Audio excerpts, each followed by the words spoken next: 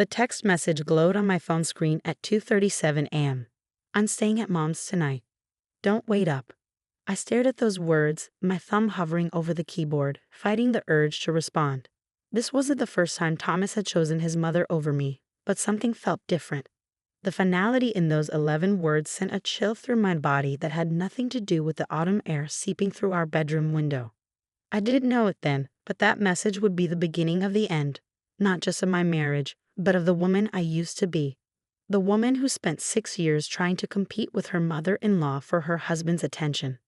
The woman who believed that if she just tried harder, loved more deeply, or showed more patience, she could fix what was fundamentally broken. Today, 3 years later, I run one of the largest support networks for women dealing with similar situations. We call ourselves the Mother-in-Law Survivors, though we laugh about the name now. But before I tell you about how I help others find their way out of the maze I once wandered, let me take you back to the beginning. Because to understand how I became who I am today, you need to know who I was then. I met Thomas Harrison at a friend's wedding in spring 2015. He was the best man, and I was a bridesmaid, a setup so cliché that we both joked about it during his toast. He was charming, successful, and looked at me like I was the only person in the room. When he asked for my number, I didn't hesitate. Our courtship was a whirlwind. Within 6 months, we were living together, and by the 1-year mark, he had proposed. Everything seemed perfect, except for one small detail I chose to ignore: his relationship with his mother, Margaret. Margaret Harrison was not your typical mother-in-law. She wasn't openly hostile or obviously controlling. Instead, she wielded her influence with surgical precision, using guilt and manipulation so subtle that I often questioned whether I was imagining things. She would call Thomas at all hours, always with some crisis that only he could solve. When we announced our engagement, she ended up in the emergency room with stress-induced chest pains that mysteriously disappeared once Thomas promised to visit her every Sunday. "She's just protective," Thomas would say, defending her. Dad's death hit her hard. I understood that losing her husband had been devastating, but what I didn't understand then was how she had transferred all of her emotional needs onto her only son. The wedding planning became a battlefield, though Margaret never once raised her voice or made direct demands. She would just make suggestions, endless suggestions, each one accompanied by a story about family tradition or a reminder of how this would be her only chance to see her son get married. Thomas always sided with her, and I, wanting to be the perfect, understanding wife, gave in time after time. Our wedding day set the tone for what would become our marriage. Margaret had a front row seat at the ceremony, wore white despite my mother's horrified objections, and gave a 20-minute speech at the reception about her 2 special children. I smiled through it all, telling myself that this was normal, that all marriages had their challenges, that things would get better once we settled into our routine. They didn't. The first year of marriage was a series of small surrenders. Thomas and I bought a house just 10 minutes from Margaret's, though we'd initially planned to live in the city. Our Sunday visits became twice-weekly dinners and daily check-ins. Margaret had a key to our house for emergencies, which she used whenever she felt like dropping by, usually when Thomas and I were having a rare moment alone. I tried everything to make it work. I invited Margaret to join us for holidays, planned special mother-son outings, and even suggested she take up a hobby or join a grief support group. But nothing changed. If anything, her hold on Thomas grew stronger. The breaking point came gradually, then all at once. Thomas started spending more nights at his mother's house, claiming she was having anxiety attacks or couldn't be alone. Our intimate moments became increasingly rare, interrupted by Margaret's calls or Thomas's guilt over leaving her alone. When I suggested couples therapy, Thomas accused me of being selfish and unsupportive. "She needs me," he would say, his voice tight with anger. "She's all alone in this world." "What about what I need?" I would ask, but the answer was always in his silence. The night of that final text message, I lay awake until dawn, scrolling through old photos on my phone. There we were on our honeymoon in Hawaii, both smiling, both tanned and happy. There we were at Christmas, Thomas sandwiched between Margaret and me on the couch, his body language already telling a story I hadn't wanted to read. The photos became a timeline of our relationship's decay, each image showing me losing a little more of myself, trying harder to fit into a space that was never meant for me. When Thomas came home the next morning, I was sitting at our kitchen table with 2 cups of coffee and the divorce papers I had drawn up months ago but had been too afraid to show him. He didn't look surprised. "Mom thinks this is for the best," he said, and in that moment, I realized he probably discussed our marriage with her before coming to talk to me. I signed the papers first. The months following our separation were both the hardest and most transformative of my life. I moved out of our house and into a small apartment, taking only what was undeniably mine. The space felt enormous and empty, even though it was half the size of our marital home. The silence was deafening. Initially, I did what many women do after a divorce. I blamed myself. I spent hours analyzing every decision, every argument, every compromise I'd made. I wondered if I'd been too demanding, too jealous, too insecure. I lost weight, couldn't sleep, and found myself crying in inappropriate places: the grocery store, my office bathroom, the gym. But slowly, something began to change. In the quiet of my new life, without the constant drama and tension of competing with Margaret, I started to hear my own voice again. I began journaling, first just to empty my mind of the circular thoughts that kept me awake at night, but then as a way to track my healing. I started seeing a therapist, Dr. Sarah Chen, who specialized in relationship trauma and family dynamics. It was Dr. Chen who first helped me understand that what I'd experienced had a name: emotional incest syndrome, also known as covert incest. This is when a parent uses their child as a substitute for an adult relationship, creating an unhealthy emotional dependency that affects the child's ability to form healthy romantic relationships. "What happened wasn't your fault," Dr. Chin told me during one particularly difficult session. "You were trying to compete with a relationship that was established long before you came into the picture. It's like trying to win a race that was rigged from the start." Those words were the key that unlocked something in me. I began researching, reading everything I could find about emotional incest and its effects on marriages. I joined online support groups and was shocked to discover how many women had stories similar to mine. Some had fought this battle for decades, losing pieces of themselves year by year. Others had children who were now caught in the same toxic dynamic. The more I learned, the more I realized that this wasn't just about me anymore. There was a pattern here, a societal issue that needed to be addressed. Women needed to know they weren't alone, that they weren't crazy for feeling the way they did, and most importantly, that they had options. One night, unable to sleep, I started a blog.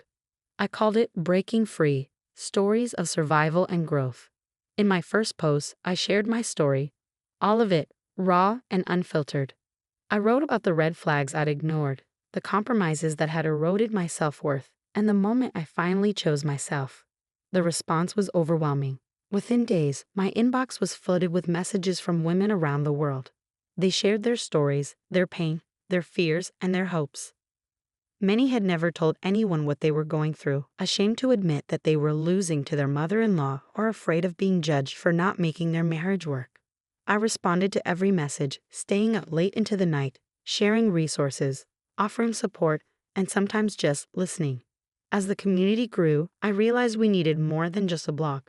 We needed a comprehensive support system. That's how Mother-in-Law Survivors was born.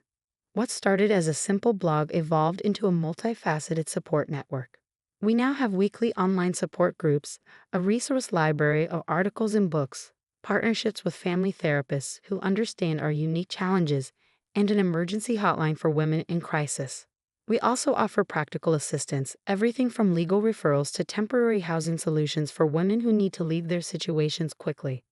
Our network of volunteers includes financial advisors, career counselors, and mental health professionals who donate their time to help women rebuild their lives. But perhaps most importantly, we offer hope. Hope that there is life after this kind of betrayal.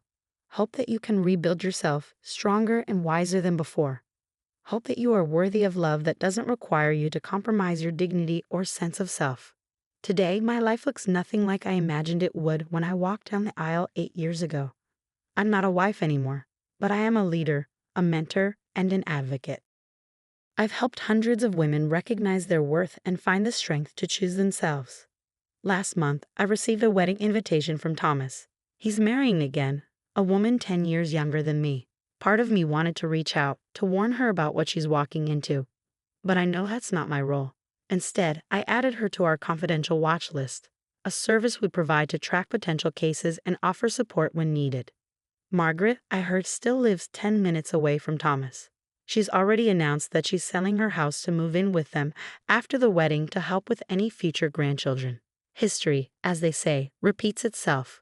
But that's not my story anymore. My story is about breaking cycles, about turning pain into purpose, about helping other women write their own endings.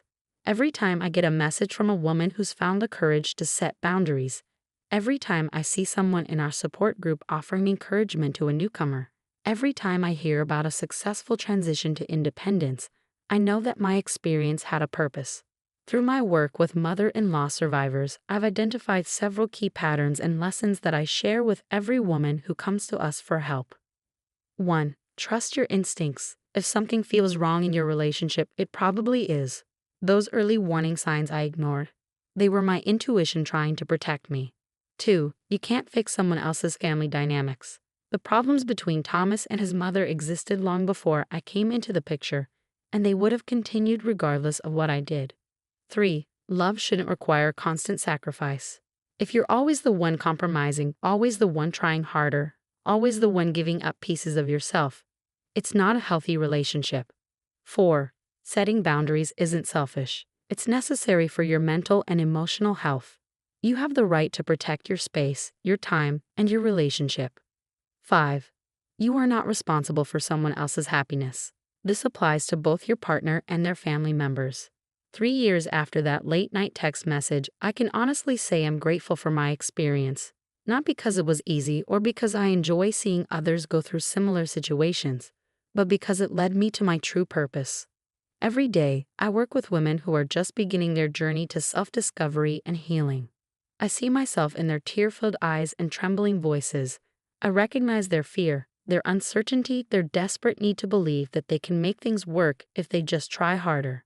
And every day, I get to tell them what I wish someone had told me. You are stronger than you know, and you deserve more than this.